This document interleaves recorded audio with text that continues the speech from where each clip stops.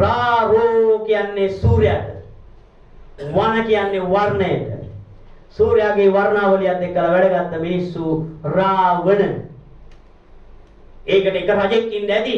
හැබැයි සූර්යාගේ වර්ණාවලියටයි රාවණ කියලා කිව්වේ ඒකෙන් වැඩගත්ත මිනිසුන්ටයි. දැන් සූර්යාගේ වර්ණාවලියෙන් අපි වැඩගත්ත බව අපේ ටයිම් ටේබල් එක. මොකක්ද අපේ ටයිම් ටේබල් එක? අපේ ටයිම් ටේබල් එක තමයි සිංහල මාස 12. දුරුතු නවම් මැදින් බක් වෙසක් පොසොන් ඇසල නිකිනි බිනරවක් ඉල් උඳුවක් මොනවද මේ ටයිම් ටේබල් එක. ඒකනේ ටයිම් ටේබල් එක. ආයි වෙන කතන්දර වැඩක් නැහැ. සිංහල මිනිස්සු මාස වලට නම දැම්මේ රාවණ නම දැම්මේ සූර්යාගේ වර්ණාවලියත් එක්කලා. සූර්යා දිහා ප්‍රිස්මයකින් බලන්න. බලනකොට සූර්යාගේ වර්ණ හතක් එනවා. රන්තැමිලි කන්න කොල්ලා නිල්ලිබ්බෙක් දකි කියලා. ඒ වර්ණාවලියත් එක්කලා බලන්න. මේක මේ කෙටියෙන් උගන්වන්න ගියාම පැටලෙනවා. ඒ නිසා මැද්දේ සූර්යයා ඉන්නකොට වටේ පෘථුවිය යනකොට මේ අංශක 23 මාරේ ඇලේ නිසා අපිට පේන්නේ නිරන්තරයෙන් සූර්යා ප්‍රිස්මයක් හරහා. ඒ නිසා අපි මේ තනින් තන මාරු වෙනකොට පොළොවට එන වර්ණාවලිය වෙනස් වෙනවා. ඒ හින්දා දුරුතු කියන්නේ නවම් මැදින් බක් වෙසක් පොසොන් ඇසල නිකිනි බිනර වක් ඉල් උඳුවක්. දුරුතු කියලා කියන්නේ සූර්යයා මෙතන පෘථුවිය මෙතන මේක ඉලිප්සිය. එක පැත්තක් පිටරේ වගේ තියෙනවා. එතකොට සූර්යයා අපි ගාවෙන් දුරම ඉන්න උතු කියන්නේ ඍතුවට. ලංකාව සූර්යාගෙන් දුරම වෙන උතු දුරුතු. ඇයි දුරුතු අපි දැනගන්න ඕනේ? ගොවිතැනට මොකද වැදගත් වෙන්නේ? හරි සීතලයි උඳුවක් මහ දුරුත්තේ සීතලට කිරිවදින ගොයම මොකද වෙන්නේ? පුස් වෙන්නේ. ගස්කොළන් වල හැටි තමයි අපේ දුද්දුසිංහ මහත්තයලා මේවා ලස්සනට කියලා දෙනවා. මම බලලා තියෙනවා දැකලා තියෙනවා එතුමාලගේ වැඩසටහන වල අපි ගිහින් තියෙනවා. අපිත් ඉගෙන ගත්තා ඒගොල්ලන්ගේ. සීතල ගස්කොළන් වලට ගස්කොළන් දවල් කාලයට ආහාර නිෂ්පාදනය කරනවා මේ කොළවලින්. ඒවා ගෙනල්ලා ඉවරලා තැම්පත් කරනවා ගෙඩි හදන කාලෙට ගෙඩිය ඇතුලේ. හැබැයි රැට යා මොකද කරන්නේ? අහපව මේ ආහාර සේරම ඇදලා ආයේ කොළ වලට දළු වලට බෙදලා දානවා. ඒකට උණුසුමක් තියෙන්න ඕනේ. සීතල දවසක එයාට ඒක කරන්න බෑ. ගෙඩිය සම්පූර්ණ ඒ විදිහටම ඉතුරු වෙනවා අහපව වැඩිලක් නෑ. හින්දා දුරුතු මාසෙට පීරෙන ගොයම පුස් වෙන්නේ නෑ. සීතලයි. එහෙනම් අපේ මිනිස්සු වැකුරුවේ දෙසැම්බර් මාසේ 15යි මේ ජනවාරි 15යි අතර පීදෙන් කිරිවදින විදිහේ. නවම් කිව්වේ නැවුම් මාසේ. දුරුතු නවම් අම්මා අලුත් මුට්ටියක් ගෙදරට ගෙනාවාම අපි මොකද කියන්නේ? අලුත් මුට්ටිය නැවුම් කියනවා. නවම් අලුත් මුට්ටිය. දැන් සූර්යා ඈතනම ගිහිල්ලා අලුතෙන් එනවා අපි ඉන්න දිහාට. ලංකාව පැත්තට අලුතෙන් එන්න පටන් ගන්නවා. මෙතන ඉඳලා මේ පැත්තට එන්න අලුත් මාසයේ පටන් ගන්න දවස. ගස්කොළන් අලුත් වෙලා කොළ හැදිලා. ඉපනැල්ල ගොයන් ටික දුරුතු නවම් නේද? දැන් මේ දැන් නවම් මාසෙ එනකොට කොළ හැලනවා පේනවද ගස්වල? අලුත් වෙන මාසය. ඊට පස්සේ මැදින් කියලා කියන්නේ. මැදින් කියන්නේ මේ මෙතන ළඟම තැන මේ බක් මාසේ ළඟම තැන මෙතන දුරම තැන සූර්යයා මැද ඉන්න වෙලාව. මැදින් මාසේ මැද ඉන්න වෙලාවට ආයෙත් සූර්යාගේ දම්පාට වර්ණාවලියයි එන්න පටන් ගන්නවා.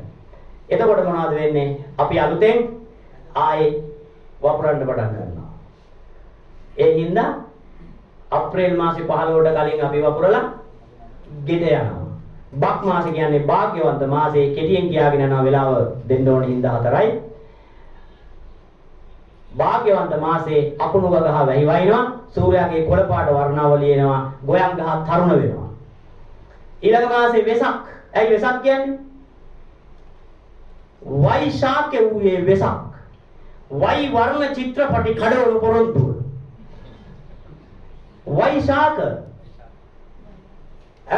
වයි වර්ණ වයි වචනෙන් අපි අරන් තියන්නේ වෙනස් වෙනවා විවිධ කියන එක. වයි වර්ණ කියපුවාම විවිධ වර්ණ වෙනස්. වයිශාක බලපාන පරිසරයේදී දම්පාට ගහේ දම්මල් රතු ගහේ රතුමල් රෝස පාට රෝසමල් පරිසරයේම වයි වර්ණ වෙන මාසයේ වෙසක්. එහෙනම් අපේ ගොයමේ මල් පිපෙන්න ඕනේ වෙසක් මාසෙ. අපේ ගෙඩි බැහැින්නේ වෙසක්. ගෙඩි හට ගන්න මල් බැහැෙන මාසෙ. පොසොන් සූර්යාගේ රතු වර්ණය එනකොට ගෙඩි පැසෙන්නා වූ හේයින් පොසොන්.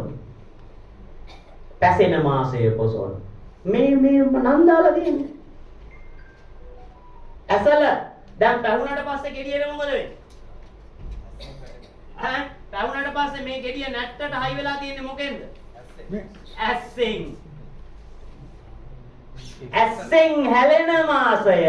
ඇස්සෙන් හල ඇසල. සෙල්ලම් නෑ මතක තියාගන්න. ඒකිට අපේ ගොම ඇසලට කිරි වැදුනොත් මොකද්ද මාත්‍යෝ? ඇහැල පුස්ස. ඇහැලට කිරි වැදුනොත් ඇහැල පුස්ස වෙනවා. ඇහැල මාසෙට කපලා යන්න ඕන, ගෙට ගන්න ඕනේ. සමහර විවර්ග වලට වෙනස් වෙනවා මේ අපේ ඊට වැඩි පරිශන කරලා මේ ඍෂිවරු කියපුවා. අපේ දැන් ඉන්නේ ඍෂිවරු ඊටත් එහා ඍෂිවරු ඉන්නවා. පරිශන කරලා වෙන විවර්ග හදලා නේද වෙද්දවා. ඔව් එහෙම තියෙනවා. එතකොට දැන් ඇහැල මාසේ මොකද? වත්තේ නැන්දගේ රෙන්දේ තුත්තිරි හත්ද පත්තිනි දෙයනේ. තින්ද තිම්බටු තෙලෙන් බැන්දත් තිත්තමයි බොල දෙයනේ. මොකද්ද මේ කියන්නේ? වත්තේ නැන්ද මෙච්චර කල් වත්තට ගින් ආවට ඔරෙන් ගින් එම්මෙන් ගින් ආවට අහුනේ නැහැ. උන්ද ඇහැල මාසේ ගින් ආවොත් අහු වෙනවා. රෙද්දේ තුත්තිරි තැලෙන්නේ ඇහැල මාසෙට. රබරනේ ටෝන් ගාලා පුපුරලා වැඩන්නේ ඇහැල මාසෙට. පුළුන් ගෙඩිය පුපුරලා මෙහෙම පාවෙලා යන්නේ ඇහැල මාසෙට. අර උලන් කුරුලා රුන් ගාලා යන්නේ ඇහැල මාසෙට. එහෙනම් ගොයම කිරි වැදුනොත් ඇහැල මාසෙට හරිද? බෑ. ඇස්සෙන් හල ඇසල ඊට පස්සේ ඇහැල ඊළඟ මාසෙ මොකද්ද?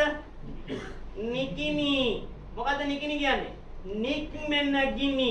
නික්මෙන ගිනි. ඇයි? අපි නම් දැන් ඇට පැලවෙන්න නම් මොනව කරන්න ඕනද? හොදට වේලන්න ඕනේ. කැලේ තියෙන ඇටේ අපිද වේලන්නේ? ඒක පැලවෙන්න අපේ ඇට නම් අපි වේල ගන්නවා. කැලේ තියෙන ඇටේ කවුද වේලන්නේ? ඒකට සූර්යා ගිනි නික්මවලා හොඳ නියගයක් කියනවා. නික්මෙන ගිනි. නිකිනි. ඊළඟට දැන් වේලුවාම ඇට පැලවෙනවද? වේලුනම පැලවෙනවද? වේලිතාම විතරක් පැලවෙනවද? නෑ, ඒක පොඟන්න ඕනේ. අපේ ඇට නම් අපි පොඟව ගන්නවා. කැලේ ඇට කවුද පොඟවන්නේ? බිය කර හෙන කරමින් වහින මාසය. බිය කර හෙන කරවන හේයින් ඒක බිනර වුණා. බිනර මලියෙක් කංගෙන්ට බිනර මහේ මැද. මම සින්දු කියනකොට හොඳට නිදා ගන්නවා. ඒකයි තවනින්ද පළ කියලා මේ කියන්නේ. තවනින්ද පළ කියලා සින්දු කිව්වා කාලෙකින් මේ වගේ ආතල් එකක් හම්බුන්නේ නැහැ කියලා. හැමදාම වැඩනේ යන්නේ. දැන් හරි ගමන් නැහැ චුට්ටක් නිදා ගන්න. බිනර මලියෙක් කංගෙන්ට බිනර මහේ මැද. පායාපන් මගේ පැලට පායාපන් හඳ. බිනර මාසේ බිනර කලුව නැග එනකොට බිනර මහේ කා කුඩුවෙන් කොහො හඬක් ඇහි. බිනර කලුව දිහා බලලා කාක්කෝ පැටවුණු පිළිට යනවා. මොකද මේ වහින්නේ? අර කැලේ යට පැල කරන්න. කැලේ යට පැල කරන්න. ඊට පස්සේ කැලේ යට පොඟවන්න. එහෙම පොඟලා මොකද වෙන්නේ? ඊළඟ මාසේ මොන මාසෙද? ඔය කියලා තියෙන ටයිම් ටේබල් එක. වෙසක් පොසොන් මස බිම් තෝරාගන්ට. ඇයි? මල් පිපිලා වැඩි මල් තියෙන තැන හොඳ සරු පොළ හොයා ගන්න පුළුවන්. ඇසල නිකිනි මස බිම් පීරාගන්ට. ඊළඟ මාසේ මොකද්ද? ඉල් මාසේ ඉල් කියලාම දැම්මේ. ඉල්ල බෝ වෙන මාසේ. ඩෙන්ගු මදුරු ඇතුළු කීටයෝ බෝ වෙන මාසේ. බැරි වෙලා හරි වපුරනකොට වපුර බලවුණු ඊළඟ මාසේ ගහලා බලන්නකො. දේශීය බියෝට එච්චර ප්‍රශ්නයක් නැහැ. මේ තියෙන හයිබ්‍රිඩ් බී නම් අනිවාර්යෙන් කුඩිත්ත බෝ වෙනවා. ඊළඟ මාසේ උඳුවප්. ඇයි උඳුවප් කියන්නේ? උඳුව පුරන්නේ පහු වෙලා. ඇයි? දවස් 30 පුදිනවා. උඳු වගා කරන අය දන්නවා. වපට වැපරුව තිල්ලයි වලට මල් හේදෙන හින්දා අපි උඳුව පුරන්නේ උඳුවප් මාසේ. මේ රජරට නුවර කලාවියේ අපේ දලුපොත මහත්තයා කියන විදිහට නුවර කලාවියේ පැත්තේ ඉසිවරු තමයි මේ ටයිම් ටේබල් එක හදන්න ඇත්තේ. ඒ නිසා අපේ වගාවමයි මාස ටික කියන්නේ. වෙලාව කලාව මෙතනින් ගත්තේ. මේවා A to Z කියලා දිදී සටහන් කරගෙන කියලා දෙන්න තිබුණා වටිනවා. නමුත් වෙලාව නෙමෙයි මේක. මගේ වෙලාවේ හැටියට මම පාවිච්චි කරේ මේකට ආධ්‍යාත්මික කාරණේ වැදගත්. අපි මෙතන ඉන්නකොට කතා කළා. ඉස්සර කාලේ වෙලේ කුඹුරේ කමදේ ගෝයන් ටික කපලා සාන්ති කර්මයක් තිබුණා. දෙවියන්ගේ යාතිකාවක් තෝත්තරයක් තිබුණා. ගොවියෝ ටික සේරම වෙලට එකතු වෙලා මිනිස්සුන්ගේ අස්වැන්න අරගෙන ඇවිල්ලා දෙවියන්ට කමදේ පූජාවක් කරලා රජරට පැත්තේ නම් පුල්යාර දෙවියන්ට, ඝන දෙවියන්ට, ගම්බාර දෙවියන්ට පූජාවක් තිබ්බා. ඒ පූජාව ඇතුලේ පෙරපදේ ගහන තැන ඉඳන් තිබුණේ මනෝවිද්‍යාව. අවසාන දේ මට කියන්න ඉඩ දෙන්න. මේ වෙලේ තිබිච්ච ශාන්ති කර්මයෙන් යලිත් ඔබතුමාලා පටන් ගන්න. ඒක ආධ්‍යාත්මය. ඒකේ ගහපු පෙරපදයක් කවියක් පවා බලපානවා ගස් කොළන් වල මල් පිපෙන්න ගෙඩිය දෙන්න. අපි දැන් මෙතන කතා කළා ගෙඩි හැදෙන්නේ නැති ගස් වල තඹ කම්බිය උදපුවාම ගෙඩි හැදෙනවායි කියලා. ඇත්ත ඒක. වෙල වටේ තඹ කම්බිය ඇදලා පුළුවන් මේ කියපු ශක්තියින් වෙලට දෙන්න. ගහේ ගෙඩි හැදෙන්නේ නැත්නම් තඹ කම්බිය උදපුවාම අපි අර යන්ත්‍ර ජීවම් කරන්න තඹ කම්බිය ගත්තේ ඇයි? තඹ කොලේ ගත්තේ ඇයි? ඒකේ ඒ ශබ්ද තරංග දැන් ශබ්දය කියන්නේ කොහොමද සිතස්සංගරා කියන්නේ? පෙරපර වණන් නිසි විදිනු ගලපනු සඳනම්. පෙරපර වණන් නිසි විදිනු ගලපනු සඳනම්. සංදි කියලා කියන්නේ පෙර ශබ්දයයි පසු ශබ්දයයි දෙක එකට ගලපන එක. ශබ්දෙට අකුරට අක්ෂරයට සිතස්සංගරා කරුවා කිව්වේ වණන්. ඇයි වණන් කිව්වේ? ශබ්දයෙන් නිකුත් වෙන්නේ වර්ණය නිසා. ඒ හින්දා ගෙඩි හැදෙන වර්ණය තියෙනවා. ඒක රුන්තක ජින්තක තරිකිට කුන්දත්තා කියලා ගන්නකොට යන්නේ වෙන වර්ණයක්. ඩොන් ජින් ජින් කියලා ගන්නකොට වෙන වර්ණයක් යන්නේ. මට ඒක දැන් මෙතන කියලා දෙන්න ගියොත් අමාරු වැඩෙනවා. ඒ වගේ තව ප්‍රශ්න ඊට පස්සේ එයි. මහින්ද කුමාර දලපොත මහත්තයාට දේශනය කරගන්න බැහැ වෙලාවමදි වෙයි. ඒ නිසා ආයෙ දවසක අපි එකතු වෙලා මේවා කතා කරමු. ලංකාවේ ගොඩාක් මේ සම්බන්ධ ආචාර මහාචාර්යවරු තිබියදී මේ පුංචි මට මේ අවස්ථාව ලබා දීම පිළිබඳව ගුරුසිංහ මහත්මයා ඇතුළු කණ්ඩායමට යලිත් වතාවක් ස්තුතිවන්ත වෙනවා.